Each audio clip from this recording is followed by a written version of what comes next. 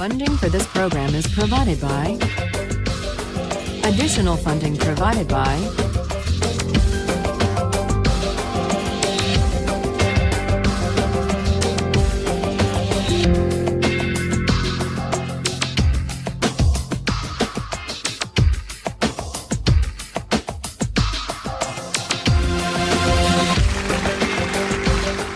Last time, we argued about the case of the Queen versus Dudley and Stevens, the lifeboat case, the case of cannibalism at sea, and with the arguments about the lifeboat in mind, the arguments for and against what Dudley and Stevens did in mind, let's turn back to the philosophy, the utilitarian philosophy of Jeremy Bentham. Bentham was born in England in 1748. At the age of 12, he went to Oxford. At 15, he went to law school. He was admitted to the bar at age 19, but he never practiced law. Instead, he devoted his life to jurisprudence and moral philosophy. Last time, we began to consider Bentham's version of utilitarianism. The main idea is simply stated, and it's this. The highest principle of morality, whether personal or political morality, is to maximize the general welfare, or the collective happiness, or the overall balance of pleasure over pain. In a phrase, maximize utility.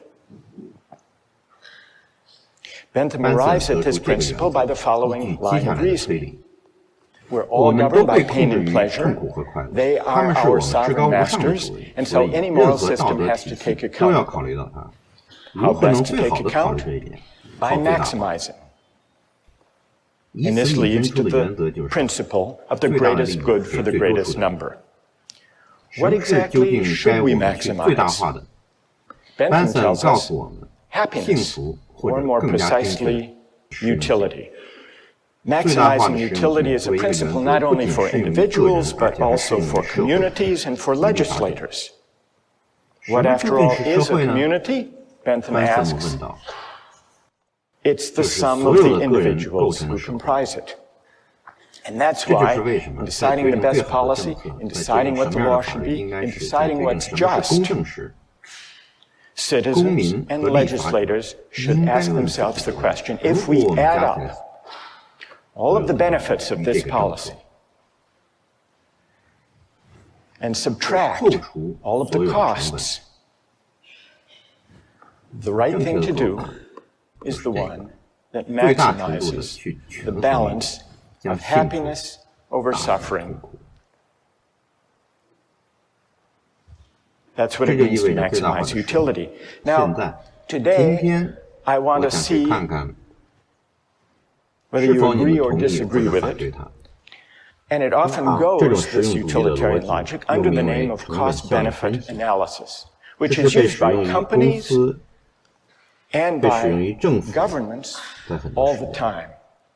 And what it involves is placing a value, usually a dollar value, to stand for utility, on the costs and the benefits of various proposals. Recently in the Czech Republic, there was a proposal to increase the excise tax on smoking.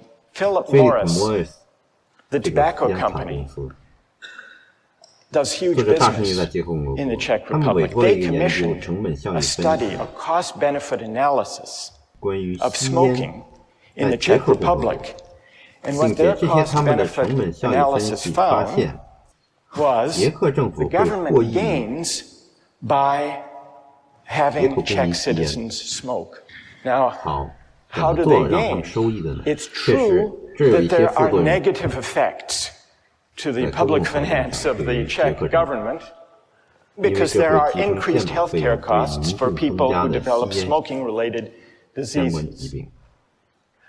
On the other hand, there were positive effects, and those were added up on the other side of the ledger.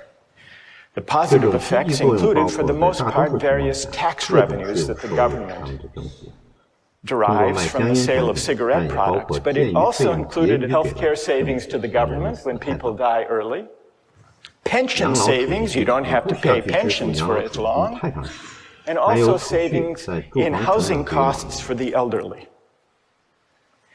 And when all of the costs and benefits were added up, the Philip Morris study found that there is a net public finance gain in the Czech Republic of $147 million.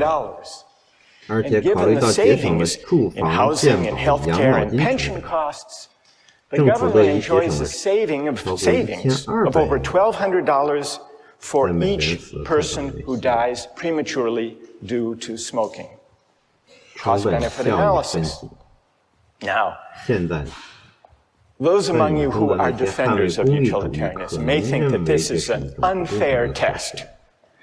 Philip Morris was pilloried in the press, and they issued an apology for this heartless calculation.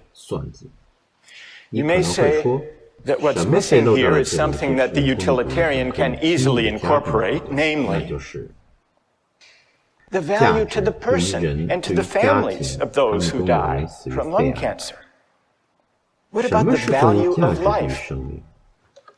Some cost-benefit analyses incorporate a measure for the value of life. One of the most famous of these involved the Ford Pinto case. Did any of you read about that? This was back in the 1970s. Do you remember what the Ford Pinto was, a kind of car? Anybody? It was a small car, subcompact car, very popular. But it had one problem, which is the fuel tank was at the back of the car. And in rear collisions, the fuel tank exploded. And some people were killed, and some severely injured. Victims of these injuries took Ford to court to sue. And in the court case, it turned out that Ford had long since known about the vulnerable fuel tank and had done a cost-benefit analysis to determine whether it would be worth it to put in a special shield that would protect the fuel tank and prevent it from exploding. They did a cost-benefit analysis. The cost per part to increase the safety of the Pinto, they calculated at $11 per part. And this was the cost-benefit analysis that emerged in the trial. $11 per part at 12.5 million cars and trucks came to a total cost of $137 million to improve the safety. Then they calculated the benefits of spending all this money on a safer car. And they counted 180 deaths, and they assigned a dollar value, $200,000 per death. 180 injuries, 67,000, and then the cost to repair, the replacement cost for 2,000 vehicles that would be destroyed without the safety device, $700 per vehicle. So the benefits turned out to be only $49.5 million, and so they didn't install the device. Needless to say, when this memo of the Ford Motor Company's cost-benefit analysis came out in the trial, it appalled the jurors who awarded a huge settlement. Is this a counterexample to the utilitarian idea of calculating? Because Ford included a measure of the value of life. Now, who here wants to defend cost-benefit analysis from this apparent counterexample? Who has a defense? Or do you think this completely destroys the whole utilitarian calculus? Yes? Okay, well, I think that once again they've made the same mistake the previous case did, that they assigned a dollar value to human life, and once again they failed to take account things like suffering and emotional losses by the families. I mean, families lost earnings, but they also lost a loved one, and that is more valued than $200,000. Right, and wait, that's good. What's your name? Julia Roto. So if 200,000, Julie, is too low a figure because it doesn't include the loss of a loved one and the loss of those years of life, what do you think would be a more accurate number? I don't believe I could give a number. I think that this sort of analysis shouldn't be applied to issues of human life. It can't be used monetarily. So they didn't just put too low a number. Julie says, they were wrong to try to put any number at all. All right, let's hear someone who you have to adjust for inflation.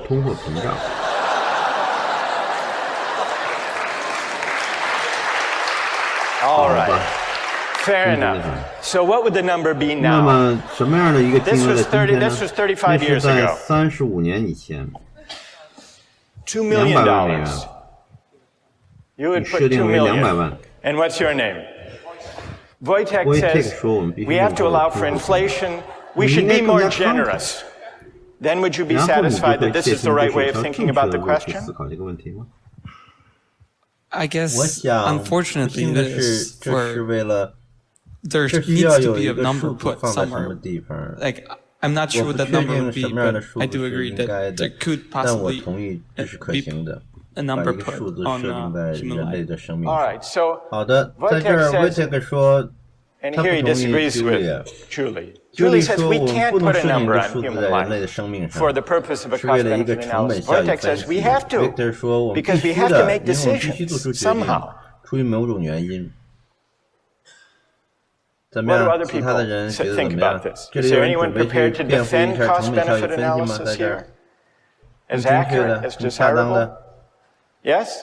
Go ahead. I think that if Ford and other car companies didn't use cost-benefit analysis, they'd eventually go out of business because they wouldn't be able to be profitable, and millions of people wouldn't be able to use their cars to get the jobs, to put food on the table, to feed their children. So I think that if cost-benefit analysis isn't employed, the greater good is sacrificed in this case. All right, what's your name? Raul. There was recently a study done about cell phone use by drivers when people are driving a car, and there's a debate whether that should be banned. And the figure was that some 2,000 people die as a result of accidents each year using cell phones. And yet, the cost-benefit analysis, which was done by the Center for Risk Analysis at Harvard, found that if you look at the benefits of the cell phone use and you put some value on the life, it comes out about the same. Because of the enormous economic benefit of enabling people to take advantage of their time, not waste time, be able to make deals and talk to friends and so on while they're driving. Doesn't that suggest that it's a mistake to try to put monetary figures on questions of human life? Well, I think that if the great majority of people try to derive maximum utility out of a service like using cell phones and the convenience that cell phones provide, that sacrifice is necessary for satisfaction to occur. You're an outright utilitarian. Yes. Okay. All right, then. So these are some of the controversies that arise these days from cost-benefit analysis, especially those that involve placing a dollar value on everything to be added up. Well, now I want to turn to your objections not necessarily to cost-benefit analysis specifically, because that's just one version of the utilitarian logic in practice today, but to the theory as a whole, to the idea that the right thing to do, the just basis for policy and law, is to maximize utility.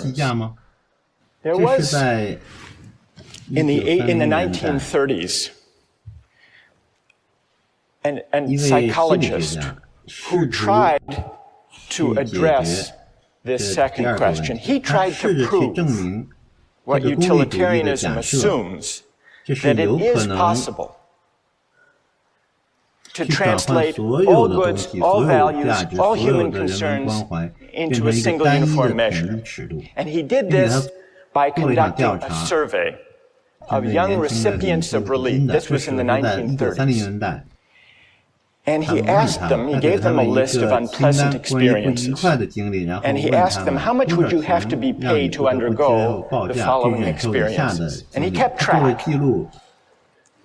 For example, how much would you have to be paid to have one upper front tooth pulled out? Or how much would you have to be paid to have one little toe cut off? Or to eat a live earthworm 6 inches long? Or to live the rest of your life on a farm in Kansas? Or to choke a stray cat to death with your bare hands? Now, what do you suppose was the most expensive item on that list? Kansas?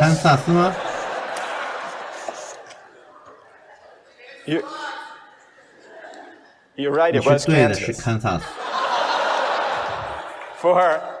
For Kansas, people said they'd have to pay them, they'd have to be paid $300,000.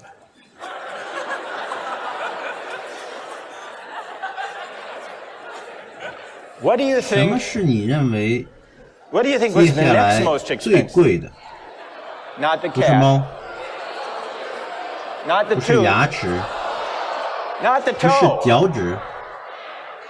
The worm. People said you'd have to pay them $100,000 to eat the worm.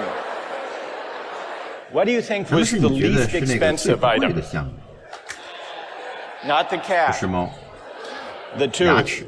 During the Depression, people were willing to have their tooth pulled for only $4,500. Now, here's what Thorndike concluded from his study.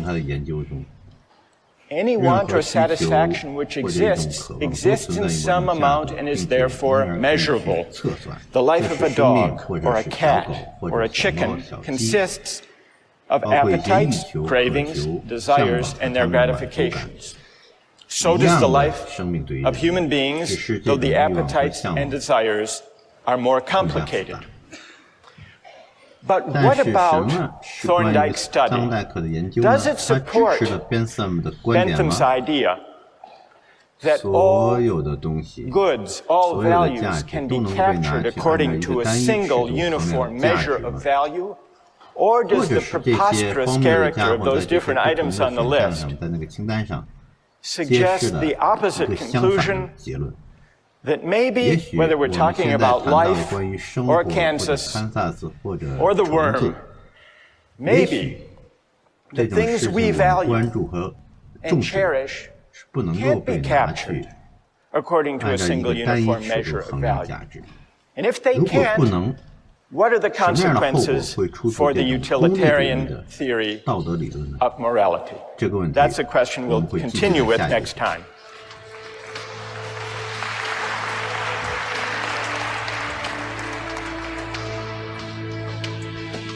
All right, now let's take the other part of the poll. Which is the highest experience or pleasure? How many say Shakespeare?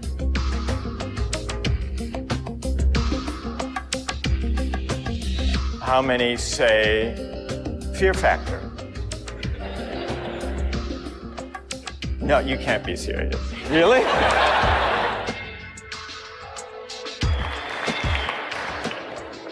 Last time